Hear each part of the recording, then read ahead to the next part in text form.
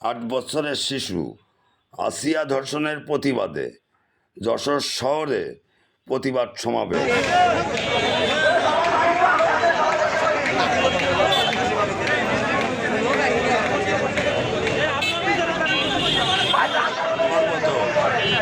খারাপ কাজ না।